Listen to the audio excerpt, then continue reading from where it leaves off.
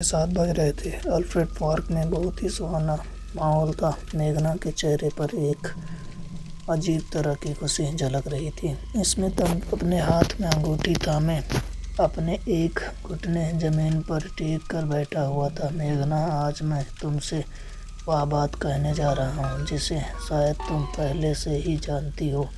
यह सुनकर मेघना ने स्मिथ की आंखों में देखा और फिर वापस उस अंगूठी को देखने लगी। हैप्पी वैलेंटाइन डे मेघना, एंड आई लव यू। क्या तुम मेरी जिंदगी में आकर इसे और हसीन बनाओगी? यह सुनकर मेघना की आंखों में खुशी के आंसू झलक उठे और उसने हाँ में सिर हिला दिया। स्मिथ ने मेघना को अंगूठी पहनाई और फिर उसके कसकर गला लगा लिया। तभी अचानक से सर्द हवाएं चलने लगी। अरे, यह मौसम अचानक कैसे बिगड़ गया? उन दोनों ने कुछ ही देरी पर एक अक्स नजर आ रहा था। अंधेरे में उसकी लाल चमकती आंखें उनको घूरे जा रही थी, जिसके बारे में इनको कुछ भी पता नहीं था। चलो, आज वैलेंटाइन डे है और हमारी प्यार का पहला दिन भी है, तो थोड़ा स्पेंड करते हैं। इन दोनों ने एक रेस्टोरेंट में जाकर डिनर किया और उसके बाद शॉपिंग मॉल की तरफ चले गए। मूवी टिकट लेकर भी हॉल में बैठे ही थे कि लाइट्स बंद हो गई और फिल्म शुरू हो गई। या तो हॉरर मूवी लगती है, हॉरर ही है। माया लव हॉल में रोशनी बहुत ही कम थी। तभी सीट के नीचे से एक भयानक हाथ निकला और उसने मेघना के पैर पकड़ लिया।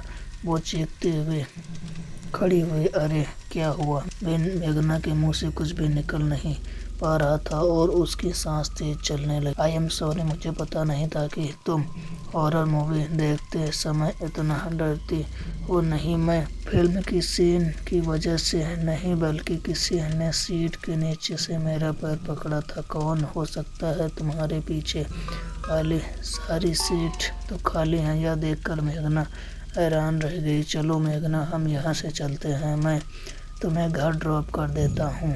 यह दोनों अब मॉल से निकले और कार में बैठे। स्मिथ ड्राइव कर रहा था और मेघना उसकी बराबर में बैठी यह सोच रही थी कि जो भी उसने हॉल में एक्सपीरियंस किया वह सब सच, यह सिर्फ उसका एक भ्रम था। जब स्मिथ ने सोसाइटी के गेट के सामने कार रोकी तो वह बोली, तुम्हारा घर आ गया। मेघना, what's wrong with you? Smith, मुझे नहीं लगता कि वह मेरा वहम था। पता नहीं मुझे ऐसा क्यों लगने लगा है कि कोई भी मेरे आसपास है। घर पर अकेली होगी तो मुझे और भी डर लगेगा। सुनो, मैं आज रात तुम्हारे घर पर ही रुक जाता हूँ, ठीक है? यह सुनकर मेघना को थोड़ी हिम्मत मिली। स्मिथ ने कार सोसाइटी पार्किंग में लगा दी और दोनों मेघना के फ्लैट पर पहुंचे। बेडरूम में जाने के बाद स्मिथ ने जल्दी ही नींद आ गई। उसकी बराबर में लेटी हुई मेघना अभी भी यही सोच रही थी कि उसका पैर पकड़ने वाला वह हाथ किसका था। दिल में डर और दिमाग में खौफ के रहते उसे कब नींद आ गई उसे पता ही नहीं चला। मेघना, उठ जाओ कि इसे सुनते ही मेघना की आँख खुल गई। उसने देखा कि उसका बेड एक ऐसी जमीन पर है जहाँ दूर दूर तक सिर्फ अंधेरा ही अंधेरा दिखाई दे रहा है। मैं यहाँ कैसे आ गई? स्मिथ, तुम कहाँ हो? उठी तो उसने जमीन पर एक कदम रखा। अभी वह कुछ कदम आगे ही बढ़ी थी कि तभी जमीन के अंदर से दो हाथ बाहर आए और उन्होंने उसके दोनों पैर को पकड़ लिया। वो अचानक से जमीन पर गिर गई। अब दो हाथ और बाहर निकले और उन दोनों हाथों ने मेघना के बाजुओं को पकड़ लिया। मेघना के हाथ और पैर जकड़ चुके थे। वह अपने आप को छुड़ाने की नाकाम कोशिश कर रही थी। तभी उसकी ही उम्र की एक लड़की उससे सामने से आती है। इस लड़की का पूरा चेहरा नीला था, आंखें लाल लाल चमक रही थी, नाखून भी बहुत लंबे और नुकीले थे। चेहरे पर गुस्सा अपनी चरम सीमा पर था। उसे पास आता देख और मेघना का खौफ और भी ज़्यादा बढ़ जाता है। छोड़ो मुझे छोड़ो। वो लड़की मेघना के करीब आकर अपने घुटनों पर आ गई। उसने अपने पंजे से मेघना के हाथ को खरोंचना शुरू किया। नहीं, मुझे छोड़ दो। मेघना के दोनों हाथ बुरी तरह जख्मी कर दिए थे। उसके दोनों बाजुओं से बहुत खून निकल रहा था। उसका पूरा शरीर थर-थर काँप रहा था। उस लड़की ने मेघना पर पेट भी नाखूनों से खरोंच डाला। बचाओ, कौन हो तुम? क्यों मुझे तकलीफ दे रही हो? मैं कौन हूँ यह अपने पूछना। सुरेश सब जानता है। ऐसा कहकर वो मेघना का गला दबाने लगी। मेघना को तभी एक और आवाज़ सुनाई दी, मेघना उठो। क्या हुआ तुम्हें? उसने आँखें खोली तो पाया कि वह अपने रूम में स्मिथ के साथ थी और लंबी लंबी सांसें भरते हुए बोली, स्मिथ, अच्छा हुआ तुमने मुझे जगा दिया। मुझे तो बहुत ही भयानक सपना आया था। वो सब तो ठीक है, लेकिन तुम्हारे शरीर पर ये निशान कैसे आए?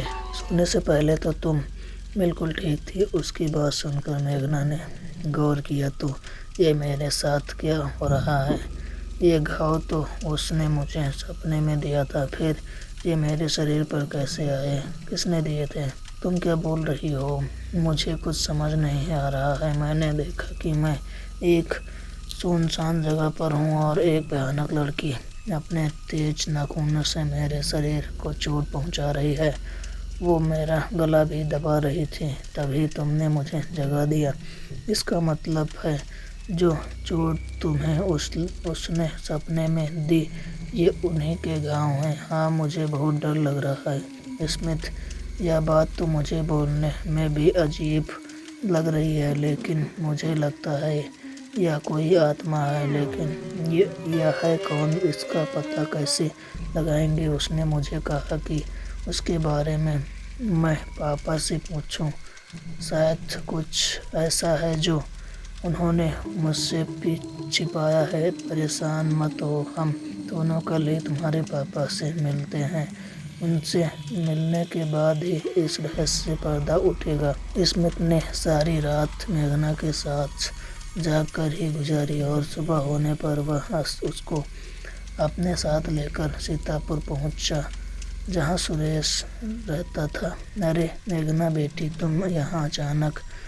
मेघना अपने साथ घटी सारी घटना कहने लगी। वह सब सुनकर सुरेश के चेहरे का रंग उड़ गया और आंखों में खौफ उतर आया। भगवान, मुझे तो यकीन ही नहीं हो रहा कि वह वापस आ गई। प्लीज़ मुझे बताइए, क्या आप जानते हैं उसके बारे में? मुझे क्यों चोट पहुंचा रही है? उसका नाम अवंतिका है। यह बात उन दिनों की है जब तुम्हारी माँ और मेरी शादी को 3 साल बीत चुके थे और हमें कोई भी औलाद नहीं थी। मेडिकल रिपोर्ट के हिसाब से कमी तुम्हारी माँ में नहीं, मुझ में थी। रात के 12 बजे का समय था। जमीन पर कुंड जल रहा था, जिसके सामने एक तांत्रिक बैठा हुआ था। एक लड़की जिसके हाथ पैर रस्सी से बंधे थे और मुंह पर कपड़ा बंधा था, वह जमीन पर बेबस बैठी हुई थी। पास ही था मैं तलवार लिए सुरेश खड़ा हुआ था। सुरेश, तुम इस लड़की की बलि चढ़ाकर अपने कुंडली में लगा दोष हटा लोगे और फिर तुम्हें औलाद नसीब होगी। लेकिन एक बार फिर सोच लो, क्या यह करने के लिए तुम्हारा दिल गवाही दे रहा है? सुरेश ने कोई भी जवाब नहीं दिया बिना और उसकी गर्दन उड़ा दी। उपाय संपन्न हुआ। अब बस तुम्हें एक काम और करना है।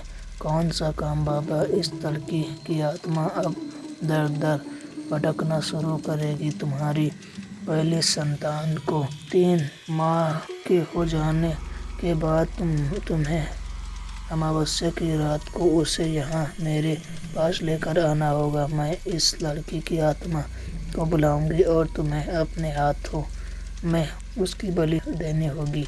तब इस आत्मा का बदला पूरा हो जाएगा और इसे मुक्ति मिल जाएगी। उसके बाद फिर तुम्हारी जो भी औलाद होगी उन पर किसी तरह का खतरा नहीं होगा और तुम्हारे परिवार अपनी जिंदगी आराम से जिएगा। ठीक है बाबा, औलाद होने से बेहतर है कि मैं यह उपाय कर लूँ। मैंने यही सोचा था कि मैंने अपने पहली औलाद की बलि जरूर दूंगा ताकि अवंतिका की आत्मा को मुक्ति मिल जाए और मेरी परिवार आगे फले फूले। लेकिन जब तुम्हारा जन्म हुआ तो तुम्हें जन्म देने के साथ ही तुम्हारी माँ चल बसी। तुम्हें गोद में लेते ही मुझे एहसास हुआ कि एक बाप भी अपने बच्चों की जान नहीं ले सकता। 3 महीने पूरे होने के बाद वो तांत्रिक मेरे घर आया। तुम्हें इसकी बलि चढ़ाने ही होगी, पर जब यह 18 साल की हो जाएगी उसके बाद अगली अमावस्या को अवंतिका की आत्मा इसे मार कर अपना बदला ले लेगी और तभी उसे मुक्ति मिलेगी। नहीं, मैं इसे नहीं मार सकता। इसका बाप यह सोचकर कि शायद दूर रहने से तुम जिंदा रहो, मैंने बचपन में ही तुम्हें बोर्डिंग स्कूल में भेज दिया था, लेकिन मुझे नहीं पता था कि वो तुम तक पहुंच जाएगी। तो अब हम मेघना को किस तरह से बचा सकते हैं? मैं अभी उस तांत्रिक के पास से होकर आता हूँ, शायद उसके पास कोई उपाय हो। इतना कहकर सुरेश उन दोनों को वहाँ पर छोड़कर चला जाता है। रात का वक्त जैसे जैसे बीत रहा था, मेघना के दिल में खौफ भी बढ़ता जा रहा था। रात के करीब 11 बजे घर की सारी लाइट अपने आप ब्लिंक करने लगी और अवंतिका की भयानक हंसी भेजा में गूंजने लगी। मैं तुझे ले जाऊंगी, मेघना ले जाऊंगी। तभी सामने से उसको अवंतिका आती हुए नजर आई। तू इसको नहीं बचा पाएगा, यह कहते हुए उसने मेघना का हाथ पकड़ा और उसको उठाकर खिड़की से बाहर फेंक दिया। मेघना खिड़की का कांच तोड़ते हुए बाहर जा गिरी। मेघना के आसपास कांच के टुकड़े बिखरे हुए थे। अवंतिका ने एक नुकीले कांच का टुकड़ा उठाया और बोली, तुझको इससे काट कर तड़पा तड़पा कर मारूंगी। अवंतिका कांच का टुकड़ा मेघना को चुभाने ही वाले थे, लेकिन तभी स्मिथ मेघना के ऊपर आ गया और वो टुकड़ा स्मिथ के कमर पर लगा। यह मजनू कहाँ से आ गया? पहले तू ही मर। ऐसा कहकर उसने लगातार स्मिथ की कमर पर हमला किया और उसकी पूरी कमर को लहूलुहान कर दिया।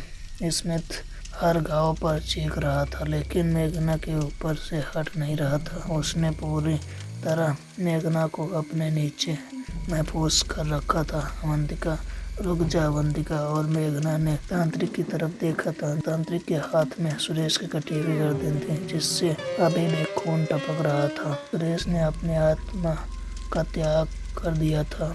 विधि के हिसाब से अब तुम्हारा बदला पूरा हो चुका है। तुम्हें मेघना की जान लेने की जरूरत नहीं है, अब तुम्हें मुक्ति मिल जाएगी। यह सुनकर अवंतिका तांत्रिक के पास गई। उसने सुरेश का सर उससे छीन लिया और उसे जमीन पर फेंक कर शैतानी अंदाज से हंसने लगी। उसने सुरेश के सर को अपने पैर से कुचल डाला और फिर वहां से गायब हो गई। मेरी वजह से पापा की मौत हुई और तुमको भी इतनी दर्द बर्दाश्त करना पड़ा। तुम अपने पापा को दोष मत दो, शायद इस कहानी का अंत ऐसा ही होना था। दोस्तों, ये स्टोरी अच्छी लगे तो हमारे चैनल को सब्सक्राइब करें।